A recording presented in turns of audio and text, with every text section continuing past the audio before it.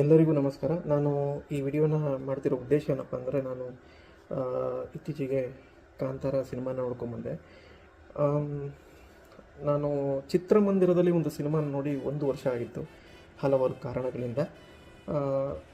ಮತ್ತೆ ಚಿತ್ರಮಂದಿರಕ್ಕೆ ಹೋಗಬೇಕಿತ್ತು ಅಂತ ಒಂದು ಆಸೆ ಇತ್ತು, ಮತ್ತೆ ಹೋಗಬೇಕು, ಒಂದು ಸಿನಿಮಾ ನೋಡಬೇಕು ಅಂತ. ಅದೇ ಸಮಯಕ್ಕೆ ಕಾಂತಾರ ಸಿನಿಮಾ ಕೂಡ ರಿಲೀಸ್ ಆಯಿತು, ನೋಡ್ಲಿಕ್ಕೆ ಹೋಗಿದೆ. ಕಾಂತಾರ ಸಿನಿಮಾ ನೋಡೋಕ್ಕೆ ಹೋಗೋಕ್ಕೂ ಮುಂಚೆ ಕಾಂತಾರ ಸಿನಿಮಾದ ರಿವ್ಯೂಸ್ನ ಯೂಟ್ಯೂಬಲ್ಲಿ ನೋಡೋಣ ಹೇಗಿದೆ, ಜನ ಏನಂದಿದ್ದಾರೆ ಅಂತ ನೋಡ್ತಾ ಇದ್ದಾರೆ. ಕೆಲವ್ರು ಏನು ಹೇಳ್ತಿದ್ರು ಅಂದರೆ, ತುಂಬ ನಗು ಬರ್ತಿತ್ತು ಅವ್ರು ಹೇಳೋದು. ಈ ಒಂದು ಫಸ್ಟ್ ಹಾಫ್ ಏನಿದೆ ಚಿತ್ರ ತುಂಬ ಬೋರಿಂಗ್ ಆಗಿತ್ತು, ಬೇಕಾರಾಗಿತ್ತು. ಇದು ಯಾಕೆ ಈ ಥರ ಮಾಡ್ತಿದ್ದಾರೆ ಅನ್ನೋದೇ ಒಂದು ಬೇಕಾಗಿಲ್ಲ, ಆದರೆ ಸೆಕೆಂಡ್ ಹಾಫ್ ಚೆನ್ನಾಗಿತ್ತು ಅಂತ ಹೇಳ್ತಾಯಿದ್ರು. ಇದು ಹೇಳ್ತಿದ್ದು ಬಂದುಬಿಟ್ಟು ಹಲವರಲ್ಲಿರುವ ಕೆಲವರು, ಎಲ್ಲರೂ ಅಲ್ಲ, ಹಲವರಲ್ಲಿರುವ ಕೆಲವರು. ಆ ಹಲವರಲ್ಲಿರುವ ಕೆಲವರಿಗೆ ನಾನು ಹೇಳೋಕ್ಕೆ ಇಷ್ಟಪಡ್ತೀನಿ ಅಂದರೆ, ಒಂದು ಚಿತ್ರನ ಮಾಡಬೇಕು ಅಂದರೆ ಮೊದಲಿಗೆ ಅದಕ್ಕೆ ಪ್ರಿಪ್ರೇಷನ್ ಅಂತಾರೆ. ಫಸ್ಟ್ ಹಾಫ್ ಅನ್ನೋದು ಪ್ರಿಪ್ರೇಷನ್, ಸೆಕೆಂಡ್ ಹಾಫ್ ಅನ್ನೋದು ಕ್ಲೈಮ್ಯಾಕ್ಸ್. ಹಾಗಾಗಿ ನಮ್ಮ ರಿಷಬ್ ಶೆಟ್ಟರು ಆ ರೀತಿಯಿಂದ ಈ ಸಿನಿಮಾನ ಮಾಡಿದ್ದಾರೆ. ಸೊ ದಯವಿಟ್ಟು ಇದನ್ನ ಅರ್ಥ ಮಾಡ್ಕೊಂಡು ಸಿನಿಮಾ ನೋಡಿದ್ರೆ ತುಂಬ ಒಳ್ಳೆಯದು. ಆ್ಯಂಡ್ ಇನ್ನೊಂದು ವಿಚಾರ ಏನು ಹೇಳಬೇಕಂದ್ರೆ, ಈ ಒಂದು ಚಿತ್ರದಲ್ಲಿ ನಮ್ಮ ದೈವತ್ವದ ವಿಚಾರ ಬಗ್ಗೆ, ಅಂದರೆ ನಮ್ಮ ಈಶ್ವರನ ಬಗ್ಗೆ, ಚಾಮುಂಡಿ ತಾಯಿಯ ಬಗ್ಗೆ ಬಹಳಷ್ಟು ತುಂಬ ಚೆನ್ನಾಗಿ ತೋರಿಸಿದ್ದಾರೆ. ನಾನು ನಿಜವಾಗ್ಲೂ ಎದ್ದು ನಿಂತು ಕೈ ಮುಗಿದ್ಬಿಟ್ಟೆ.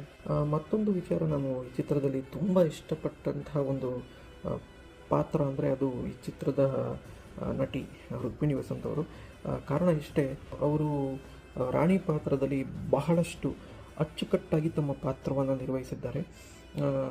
ರಾಣಿ ಪಾತ್ರ ಅಲ್ಲದೆ ಅವರಿಗೆ ಒಂದು ಬಹುದೊಡ್ಡ ಜವಾಬ್ದಾರಿಯನ್ನು ಕೊಟ್ಟಿದ್ದರು. ಚಿತ್ರದಲ್ಲಿ ನಾವು ರಿಷಬ್ ಶೆಟ್ಟರ್ನ ಎಷ್ಟು ಪ್ರಾಮುಖ್ಯತೆಯಿಂದ ನೋಡ್ತೀವೋ ಅಷ್ಟೇ ಪ್ರಾಮುಖ್ಯತೆಯಿಂದ ನಾವು ನಟಿಯನ್ನು ನೋಡ್ತೀವಿ. ಬೇರೆ ಚಿತ್ರಗಳಲ್ಲಿ ಹೇಗಪ್ಪ ಅಂದರೆ ನಟನೆಗೆ ಬಹಳಷ್ಟು ಪ್ರಾಮುಖ್ಯತೆ ಇರುತ್ತೆ, ನಟಿಗೆ ಅಷ್ಟೊಂದು ಇರೋದಿಲ್ಲ. ಆದರೆ ಈ ಚಿತ್ರದಲ್ಲಿ ನಟ ಆಗಲಿ ನಟಿಯಾಗಲಿ ಪ್ರಾಮುಖ್ಯತೆಯಿಂದ ಕೆಲಸವನ್ನು ನಿರ್ವಹಿಸಿದ್ದಾರೆ. ಇನ್ನೊಂದು ವಿಚಾರ ಏನು ಹೇಳಬೇಕಂದ್ರೆ, ಈ ಒಂದು ಚಿತ್ರದ ಬಗ್ಗೆ, ಇತ್ತೀಚೆಗೆ ಬಂದಂತಹ ಚಿತ್ರಗಳು, ಅದು ಚಿತ್ರಗಳು ಅಂತ ನಾನು ಹೇಳೋದಿಲ್ಲ, ವಿಚಿತ್ರಗಳು ಅಂತ ಹೇಳ್ತೀನಿ.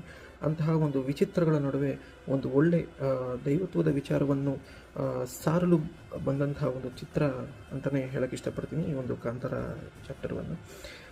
ಯಾಕಪ್ಪ ಈ ರೀತಿ ಹೇಳ್ತಾ ಇದ್ದೀನಿ ಅಂದರೆ, ನಾನು ಬಾಲಿವುಡ್ಗೆ ಅಗೇನ್ಸ್ಟಾಗಿ ಮಾತಾಡ್ತಿಲ್ಲ, ಅಥವಾ ಯಾವುದೇ ಒಂದು ಚಿತ್ರದ ಅಗೇನ್ಸ್ಟಾಗಿ ನಾನು ಮಾತಾಡ್ತಿಲ್ಲ.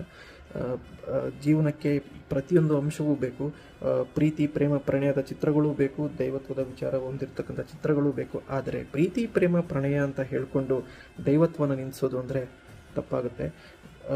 ಹಾಗಾಗಿ ನಾನು ಕೆಲವು ಚಿತ್ರಗಳನ್ನ ಮಾತ್ರ ವಿಚಿತ್ರಗಳು ಅಂತ ಹೇಳ್ತಾ ಇದ್ದೀನಿ, ಅದು ಬಿಟ್ಟು ಎಲ್ಲ ಚಿತ್ರಗಳನ್ನೂ ಅಲ್ಲ. ಕೊನೆಯದಾಗಿ ಒಂದು ವಿಚಾರ ಹೇಳಲೇಬೇಕು ನಮ್ಮ ರಿಷಬ್ ಶೆಟ್ಟರ್ ಬಗ್ಗೆ. ಅದೇನಪ್ಪ ಅಂದರೆ, ಅವರ ಕೆರಿಯರ್ನ ಶುರು ಮಾಡಿದ್ದು ತುಗ್ಲಕ್ ಅನ್ನೋ ಒಂದು ಚಿತ್ರದಿಂದ. ಈ ತುಗ್ಲಕ್ ಅನ್ನೋ ಒಂದು ಚಿತ್ರದಲ್ಲಿ ಅವರು ವಿಲನ್ನಾಗಿ ಆ್ಯಕ್ಟ್ ಮಾಡಿದ್ದಾರೆ. ಈ ಒಂದು ಚಿತ್ರನ ತುಂಬ ಜನ ನೋಡಿಲ್ಲ, ನಾನು ನೋಡಿದೆ. 2012ರಲ್ಲಿ ರಿಲೀಸ್ ಆಯ್ತಿದ್ದು. ನಾನು ಥಿಯೇಟ್ರಿಗೆ ಹೋಗಿ ನೋಡಿದ್ದೀನಿ ತುಗ್ಲಕ್ನ.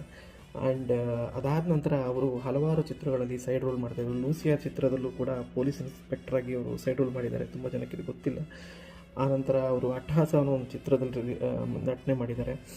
ಆನಂತರ ಅವ್ರದ್ದು ಮತ್ತೊಂದು ಸಿನಿಮಾನ ನೋಡಿದಂದರೆ ಬೆಲ್ ಬಾಟಮಲ್ಲಿ ಒಬ್ಬ ಒಳ್ಳೆ ಮಾಡಿದ್ದಾರೆ ಅವರು. ಆ್ಯಂಡ್ ಅದ ನಂತರ 2021ರಲ್ಲಿ ಶ್ರೀಕೃಷ್ಣ@gmail.com ಅಂತ ಒಂದು ಸಿನಿಮಾ ಬಂತು, ಅದರಲ್ಲೂ ಕೂಡ ಒಂದು ಸೈಡ್ ರೋಲ್ ಮಾಡಿದ್ದಾರೆ.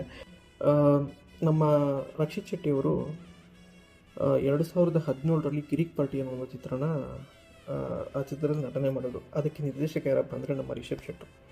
ಅಲ್ಲಿ 2017ಕ್ಕೂ ಮುಂಚೆ 2016ರಲ್ಲಿ ರಿಕ್ಕಿ ಅನ್ನೋ ಒಂದು ಚಿತ್ರಣ ಮಾಡಿದ್ರು, ಅದಕ್ಕೂ ಕೂಡ ನಟನೆ ಮಾಡಿದ್ದಂತಹ ವ್ಯಕ್ತಿ ಬಂದ್ಬಿಟ್ಟು ನಮ್ಮ ರಕ್ಷಿತ್ ಶೆಟ್ಟಿಯವರೇ. 2016ರಲ್ಲಿ ಚಿತ್ರ ರಿಕ್ಕಿ ರಿಲೀಸ್ ಆದಾಗ ಥಿಯೇಟರ್ಗಳು ಅದನ್ನ ತೊಗೋತಾ ಇರಲಿಲ್ಲ, ಡಿಸ್ಟ್ರಿಬ್ಯೂಟರ್ಸ್ಗಳು ಕೂಡ ತೊಗೋತಾ ಇರಲಿಲ್ಲ. ಕಾರಣ ಯಾರು? ಹೊಸ ನಿರ್ದೇಶಕ, ಯಾಕೆ ನಾವು ತೊಗೋಬೇಕು, ಫೇಲ್ಯೂರ್ ಆಯಿತು ಸಿನಿಮಾ ಕಡೆ ಅಂತ ಹೇಳಿದ್ರು. ಬಟ್ 2017ರಲ್ಲಿ ಕಿರಿಕ್ ಪಾರ್ಟಿ ತುಂಬ ಸಕ್ಸಸ್ಸನ್ನು ಕಾಣ್ತು. ಅಲ್ಲಿಂದ ಇಲ್ಲಿವರೆಗೂ ಗೆಲುವಿನ ಮುಂಚೂಣಿಯಲ್ಲೇ ಇದ್ದಾರೆ ನಮ್ಮ ರಿಷಬ್ ಶೆಟ್ಟರು. ನಾನು ಏನು ಹೇಳಕ್ಕೆ ಇಷ್ಟಪಡ್ತಿದ್ದೀನಿ ಅಂದರೆ, ಒಬ್ಬ ವ್ಯಕ್ತಿ ಬಿದ್ದಿದ್ದಾನೆ ಅಂದರೆ ದಯವಿಟ್ಟು ಸಹಾಯ ಮಾಡೋಕ್ಕೆ ಪ್ರಯತ್ನ ಪಡಿ. ಅದು ಬಿಟ್ಟು ಆಳಿಗೊಂದು ಕಲ್ಲು ಅನ್ನೋ ಥರ ಹೊಡೆಯೋಕ್ಕೆ ಹೋಗಬೇಡಿ. ಯಾಕಂದರೆ ಈಗ ನಮ್ಮ ಡಿ ಬಾಸ್ಗೆ ಅದೇ ರೀತಿ ಮಾಡ್ತಾಯಿದ್ದಾರೆ ತುಂಬ ಜನ, ಆಳಿಗೊಂದು ಕಲ್ಲು ಅಂತ ಹೊಡಿತಾ ಇದ್ದಾರೆ. ಕೊನೆಯದಾಗಿ ಇಷ್ಟೇ ನಾನು ಹೇಳೋದು, ಕಾಂತಾರ ಚಿತ್ರ ತುಂಬ ಚೆನ್ನಾಗಿದೆ, ದಯವಿಟ್ಟು ಎಲ್ಲರೂ ನೋಡಿ ಅಂತ ಹೇಳ್ತಾ ಧನ್ಯವಾದಗಳು.